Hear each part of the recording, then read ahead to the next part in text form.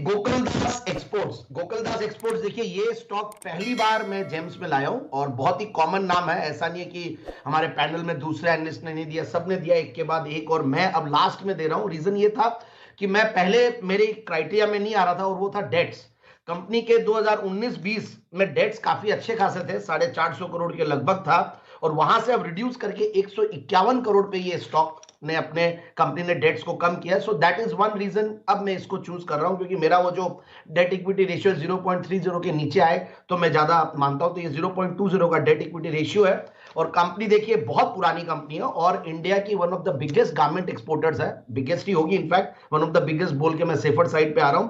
और आउटरवेयर, sports wear, casual wear और काफी बड़ा एक्सपोर्ट्स है नॉर्थ अमेरिका में। इनफैक्ट कई ब्रांड जो हम वहां से लेके आते और पहनते, हो सकता है कि इनके मैन्युफैक्चर्ड होंगे बड़े बड़े brands, H&M, marks and Spencer, Sanmar, Puma, old navy, gap, Walmart, ये सारे लोग इनके अच्छे खासे एस्टैब्लिश क्लाइंट्स और सालों से, इनफैक्ट बहुत इनकी जो टॉप 3 क्लाइंट्स है वहां से रेवेन्यूज भी बढ़ती जा रही है, और अच्छा खासा इनका जो रिलेशनशिप हो बहुत स्ट्रांग है। कुछ इनके हैंड्स चेंज हुए, प्रोमोटर्स में भी हैंड्स चेंज हुए। इनफैक्ट इसमें ब्लैकस्टोन जैसा बड़ा पी इन्वेस्टर था, उसके बाद और दूसरी एक कंपनी आई, उन्होंने 40% उनकी शेयर होल्डिंग ली है। तो इन तरीके के हैंड्स चेंज है। प्रोमोटर्स के अलावा FIIs, DIIs का बहुत बड़ा बोलबाला है पूरे कंपनी में। और अब मैं देखता हूं, बोलबाला मतलब शेयर होल्डिंग पैटर्न में बोल रहा हूं मैं, और 13 के पी मल्टीपल पे स्टॉक है, 18-19 का रिटर्न ऑन कैपिटल एम्प्लॉयड, 23% की रिटर्न ऑन इक्विटी, और पिछले 3 साल काया पलट हुई है कंपनी की। इनफैक्ट जो यूएस में जो नोट छपे नए और वो कंजम्पशन बढ़ा वहां पे, हालांकि अब थोड़ा सा पेन जरूर आया, इसलिए स्टॉक ऊपर के लेवल से नीचे मिला हुआ है, बट वापस से देखिए चीजें ठीक होती है।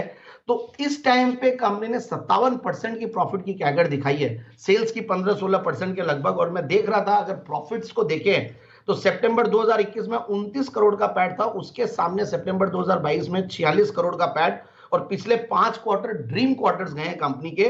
और प्री कोरोना अगर हम बात करें तो पहले ये कोई क्वार्टर में लॉस था, या कोई 4 करोड़, 6 करोड़, 9 करोड़, सिंगल डिजिट्स में कंपनी कमाती थी, और अब देखिए डबल डिजिट्स में अच्छा खासा कमा के 176 करोड़ का TTM बेसिस पे पैट है।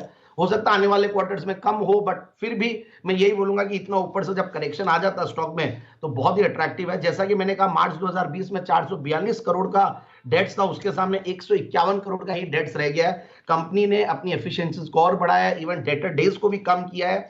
और आप शेयर होल्डिंग पैटर्न देखें तो गजब का है, मतलब गोल्डमैन सैक्स जैसे नाम है और बड़े बड़े नाम है, और 12% के लगभग FIIs की होल्डिंग है, और जो कि बढ़ाया उन्होंने।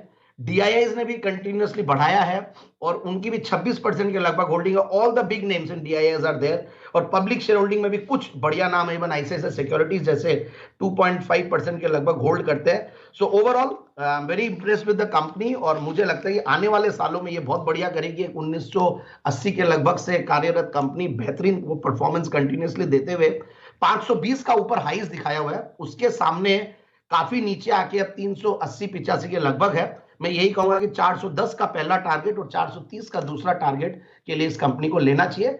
कम से कम 6 से 9 महीने देने पड़ेंगे।